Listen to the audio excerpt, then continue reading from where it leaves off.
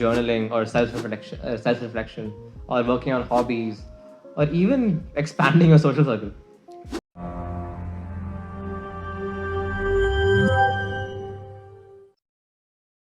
So today we're going to be talking about how being alone and feeling alone are two completely different things and not the same thing. Sometimes. See, I would rather just stare at a wall for hours than go out and actually socialize sometimes. Well, you need to sleep. You have an exam tomorrow, and then it's 2 a.m. and you're staring at the ceiling, and you've been in bed for 4 hours, and you've just been thinking. But like you feel so good. And sometimes there's actually nothing better than just like not doing anything. Yeah. Like, no offense to the people I hang out with, they're all really nice people. But like, sometimes I'll be sitting in like a group of people and everyone is having fun. There's absolutely nothing wrong. But I feel so anxious. I just feel like getting up and going home. I don't know, sometimes like being on your own is so much more comfortable than actually putting yourself out there and trying to socialize. Or when like I have to go and talk in front of a lot of people like this. Public speaking is a whole different matter. Yeah, so like what you're describing is feeling alone because like you don't feel like you belong in that place. You feel not heard or not felt. You feel like you're invisible to everyone around you. That's what feeling alone is. And it sucks. Yeah, so I think that's more just loneliness in itself. Like, Yeah.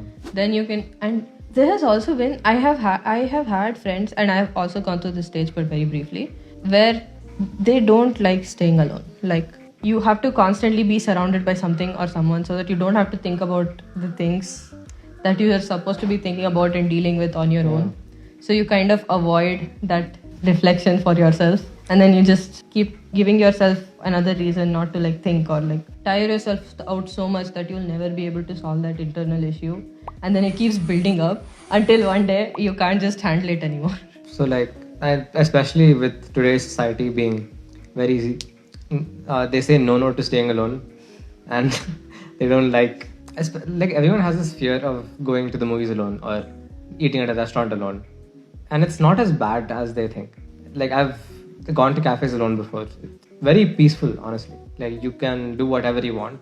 You're not afraid of offending another person, or you're not afraid of saying the wrong thing. You'll be wrapped up in your own world. So as an example, if you go to a cafe alone and you're an art person, let's say, so you want to draw, and you want to be surrounded by people, so you're not alone, but at the same time you want to feel alone. That also, you kind of have to expose yourself to it, because when you're home alone, whether you have your room or not, which I didn't for a very long time. Hey, being home alone is so good. Yeah. See, that's like the best way to explain feeling alone and being alone. Being alone is like being home alone. It's such a nice feeling. No one's there to judge you. You can do whatever you want. It is the best feeling in the world. However, feeling alone, it can happen anywhere. And there's this thing, right, where like in movies and all, like when they say home alone, the person's always like dancing around. No, I'm just being a normal person, but more comfortably. Yeah, I'm like productive when I'm alone. I will eat out of, oh yeah, even you told this, right? You would directly eat out of the pot if there is nobody else who's eating there. So like, especially the stigma around being alone. I don't support it because being alone can have a lot of benefits. Studies have shown that being bored is the leading cause of innovative ideas. So like being alone is another factor for that. And being alone gives you a lot of time to do things such as journaling or self-reflection, or working on hobbies, or even expanding your social circle. Yeah, but learning how to be comfortable and not lonely outside when you're in a social setting is also something that you have to learn, because when you're alone, there is no one to judge you, so you're in this comfort zone basically. And to keep coming outside that, like, you have to kind of accept that this is who you are. You don't care how other people perceive you, especially strangers. Yeah. You try to keep like putting yourself outside on your own, just so that you feel comfortable with being yourself around other people, and you kind of realize that people don't care. People are already wrapped up in their own nonsense. They don't care what you're doing. Yeah, like if you have a presentation and then you spilled coffee on your shirt, your tie is wrinkled, and then your shirt is half untucked, no one's going to notice that. Like the guy in the first bench is going to be sleeping, The guy in the second bench is going to be worried about his own presentation, and the last benches are going to be doing their own thing. If you know what you're talking about, like in your head, you don't have to like you don't even have to like say it like that confidently. If you understand the concept well enough, you just like push through it and then you somehow get it. You can get a good grade. It's not Yeah, like when you're lonely, it's you don't, like I said, you feel like you don't belong, and that can lead to a lot of negative thoughts. That can also lead to you not trying at all, like whether it's with academics or whether it is with any other field, your hobbies or anything, because you don't have that confidence in yourself that you'll be able to do it, and people are not really judging you. You constantly hold yourself back, and that leaves you in this position where you're not connected with anything or anyone, because nobody knows who you actually are, because you don't put yourself out there. You feel like you want to be liked by everyone, but at the same time, you don't know how to. There's always that one group in every school. There is that one group that everyone just, I don't know, there is always some sort of social hierarchy in there. Yeah, like the Not one to group, make it sound like an American teen movie. no, there's always that one group that looks perfect.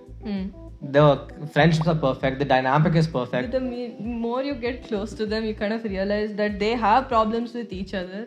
They're all just coordinating to a certain level where like they tolerate each other. Like they know they have something in common and they share one common ideology. So until that ideology is there, they're all groups. Otherwise, they split up into duos and trios, and sometimes you can be alone in such a good group that everyone talks about. My heart goes out to you. But yeah, so like, but like feeling lonely can also, you can turn it into a positive thing. Where like when you feel alone, you can build a habit. So like journaling, like I said before, it's a time of self-reflection and what you could be doing better the next day, or working on a new hobby, or practicing something for mindfulness. It doesn't have to be meditation. It could just be like sitting silently. You don't have to focus on your breathing and all that. Just like, it's not a task. You're supposed to enjoy yourself. It's like you recharge basically. yeah, like just take a breather. You just recharge because, well, you have to get up again tomorrow morning, go to school, talk to a lot of people. Talk to Talk to a lot of people. Do a lot of assignments. Hey, me time is hella underrated, okay? It's such a wonderful time. It can be working out also. Like if you're someone who likes working out. Yeah, like so my me time is working out. So whenever I work out, I like put my phone on do not disturb. I just blast music and then I start. And in that 1 hour, I dissociate myself from anyone else or anything else except me, the pull-up bar and the floor. It's a brief moment of peacefulness. So for me, it's just like some things are non-negotiable. If I want to feel comfortable on the outside when I'm with other people, then I have to feel comfortable with myself, which means I do something that I find easy, that I find relaxing, at least for like half an hour a day. And then whether, like he said, he works out. So for me, it's either working out or I doodle, and sometimes I just play some cards or something. Like if it goes at a time and it creates patterns, it just engages my mind. Like the CEGC. Yeah. Tin, tin, tin, tin. It's so nice. Like the pattern is so nice. It sounds so nice. It's so simple to play. It makes you feel accomplished. Yes.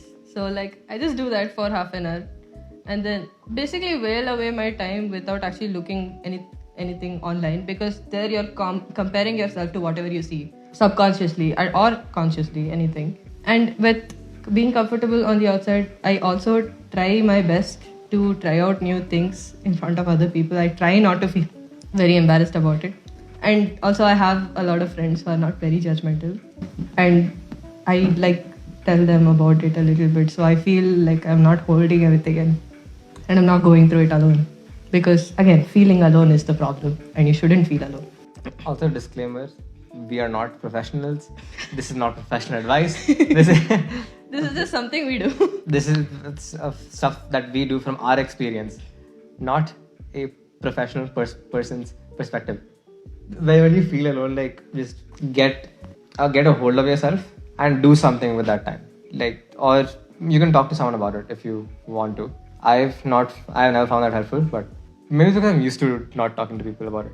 It's not just that. If you're reflecting on your own and you have people just around you who are not constantly putting you down, it's good enough. Yeah, like, but see, they don't have to keep lifting you up or anything. My ideology is whenever something happens, I just tell myself, deal with it. So what I do is sometimes I just note down that particular problem And then later on, when I have time, I'll look at it and I'll check with myself if it's bothering me. If it's not bothering me, I'll scratch it off. Yeah, there's like a whole chart, right? If should you worry? Can you do something about it? If yes, Oh yeah. then why worry? If If no, no, then why no, why worry? worry? Yeah, Oh yeah, I saw that on Pinterest. yeah, because like if you can do something about it, then do something about We it. are so Gen Z guys. Exactly, so Gen Z and aesthetic. If there are so many relatable content online and you feel like you have not had one single unique experience itself on a funny level, then even what you're going through, you're definitely not alone. There'll be someone in this 8 billion people, there'll be someone at least who would relate to you. Yeah, even then, like people on social media post the best moments of their lives, not their everyday life. So there's a big difference. There and you can find help online and you can try to reach out to people. Yeah, so like Don't be like this guy. Deal with your problems in a healthy manner.